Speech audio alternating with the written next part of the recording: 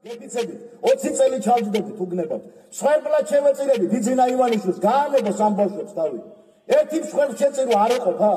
მზათა ვარ ჩემი სიცოცხლე გავიღო. თუ გინდა ამკუწონ, თუ როგორც გინდა ეგრე მაწამო. გაანებონ ამ ახალგაზრდებს თავი და საერთოდ გაეშვას საქართველოს. მას არანაირი მორალური უფლება არ აქვს, რომ საქართველოს ჯიბეში ჩაიგო მთელი ქვეყანა და როგორც უნდა ვისაც უნდა ესე მართავს. ჩვენ ძალიან საშინელი ფაქტის წინაშე ვდგავართ დღეს. პატივცემულო მოსამართლე, მე ვერ დავინახე ვერანაირი ბრალეულობა ჩემ ქმედებაში და ვერ წარმოვადგინა ჩვენმა ბრალდების მხარემ აბსოლუტურად ვერანაირი კონკრეტული მტკიცებულება. თუ მე რა კავშირი მაქვს საერთოდ ამ ადამიანებთან, რა ქმედება ჩავიდინე, რა გავაფუჭე და რა დავაზიანე გარდა იმ უკანონოდ მოპოვებული რაღაცა სულელური, აბსოლუტურად სულელური, მუხანათურად რაღაცა შეთხზული ამ ვიდეო ჩანაწერისა. ამიტომ მე მიჩნდება განცდა, რომ ეს ყველაფერი არის მიზანმიმართული პოლიტიკური დევნა ჩემზე პირადად და ყველა იმ ახალგაზრდაზე, რომლებიც საქართველოს ევროპული მომავლისთვის იბრძვიან და აბსოლუტურად დაუკარგე ყველანაირი წმენა და შთაბეჭდილება დღევანდელ სასამართლოზე. დღეს სასამართლო არის აბსოლუტურად ყოველგვარ სამართალს მოკლებული. აბსოლუტურად ყოველგვარ სამართალს. ეს არის მიკერძოებული სასამართლო, რომელიც ასრულებს მხოლოდ და მხოლოდ ერთი კაცის დავალებას. თუ კი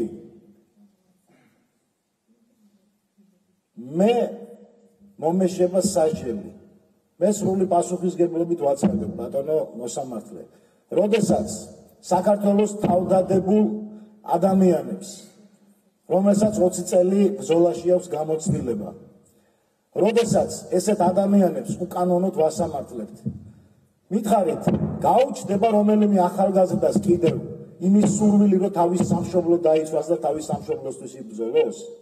არა მგონია.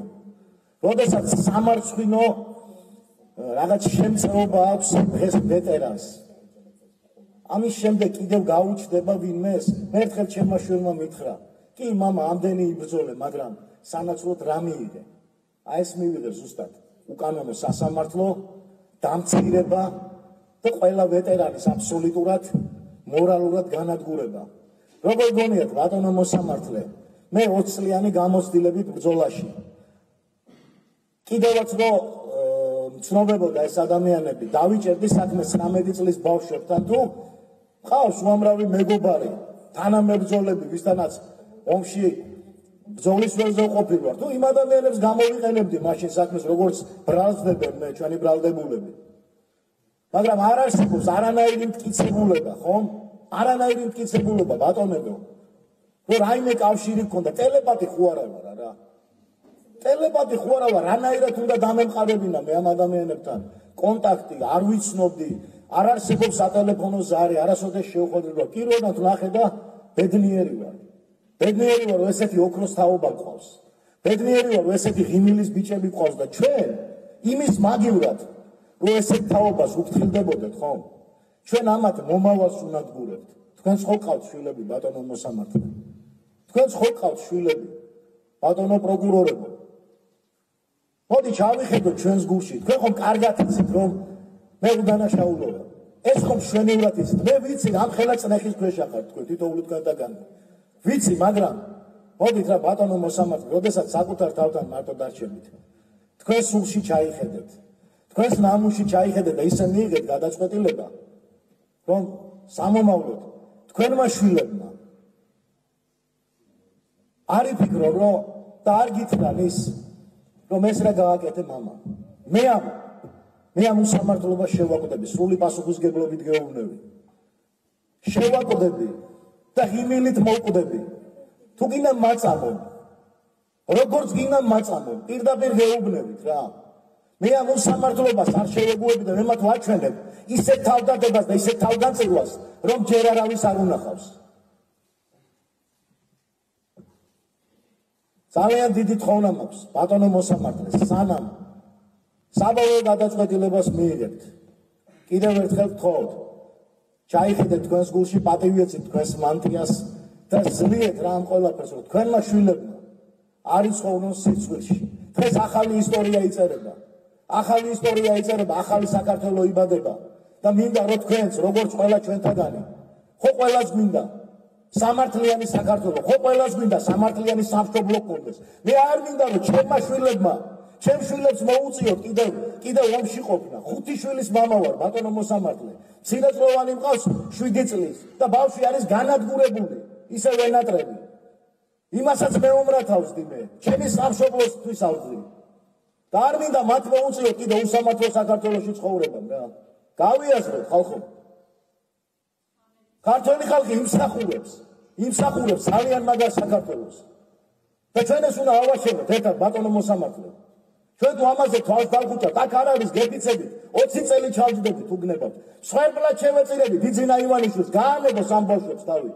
ერთი მსხვერპლ შეწირო არ ეყოფა? მზათა ვარ ჩემი სიცოცხლე გავიღო.